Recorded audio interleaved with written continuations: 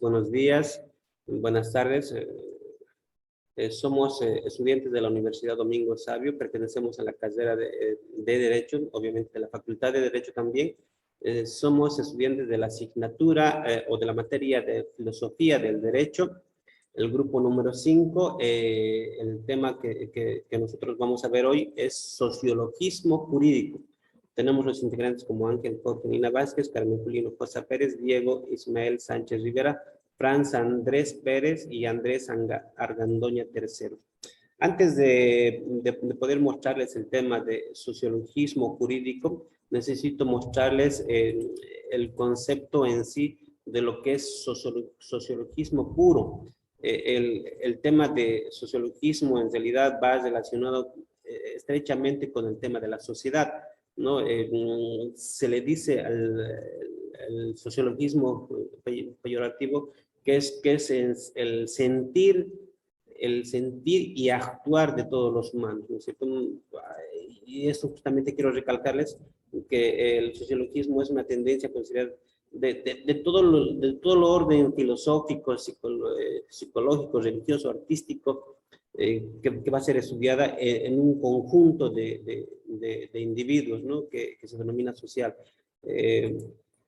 ¿No? Para ir adentrándonos un poquito más en el tema sociologismo jurídico, vamos a decir que es una rama del pensamiento jurídico, pero que es muy importante, que es una rama del pensamiento, dice, jurídico, del derecho que nace de la realidad. Es un comportamiento que obviamente, como les dije anteriormente, está muy ligado al tema de la sociedad. Y hay otro aspecto que quiero también comentarles, que el tema del sociologismo jurídico se basa en el estudio de fenómenos jurídicos, a diferencia de la sociología del derecho, que obviamente estudia los acontecimientos sociales. Entonces, dos aspectos muy importantes que tenemos que recalcar. El sociologismo jurídico estudia los fenómenos jurídicos. La sociología del derecho estudia acontecimientos sociales. Una cosa muy importante para poder recalcar. Los representantes del sociologismo jurídico, empezamos con el señor Savening, Jhering, Max Weber y el señor Durkheim. El más importante y el que más me ha llamado la atención es el señor Max Weber, en la que indica que la jurisprudencia es más importante que cualquier ley aprobada. Entonces, uno de los precursores que de manera particular es el que más me interesaba. Los demás también han sido partícipes de todo lo que respecta al sociologismo jurídico. Hablaremos de lo que es la sociología jurídica. Esta es la disciplina que se encarga de estudiar los problemas e implicaciones de relación que existe entre el derecho y la sociedad. Estudia los fenómenos jurídicos basados en lo que es el pasado, presente, lo que podría ser un futuro. El objetivo de esta es la eficacia del derecho. La función es la de identificar los problemas sociales que no son comprendidos y dar a conocer cómo los arreglos sociales se integran en el cotidiano vivir. Entre los principales fundadores, Savini, que es el fundador de la Escuela Histórica del Derecho, cuya idea es la de que el derecho es un fenómeno cultural sometido a un cambio a través del tiempo. Otro de los fundadores es Jhering, que rechaza las teorías que se encontraban vigentes en su época y sostiene la idea de que no existe ningún tipo de derecho natural sobre los intereses colectivos de la sociedad. También podemos mencionar a otro fundador que es Max Weber, que se considera el fundador de la sociología moderna. Sostiene que el derecho debería evolucionar al mismo tiempo que la conducta de la sociedad. ¿Cómo están todos mis compañeros? Continuando, voy a explicar el punto de a qué nos referimos con el realismo jurídico. Primeramente, ¿qué es el realismo jurídico? Es una doctrina que identifica al derecho con una fuerza estatal o con la probabilidad asociada a las decisiones judiciales. Dentro del realismo jurídico tenemos su importancia. Es la que radica en el derecho aplicado en caso concreto y el juego de normas, valores, intereses, consideraciones personales y sociales. Tenemos el realismo jurídico clásico, norteamericano, escandinavo.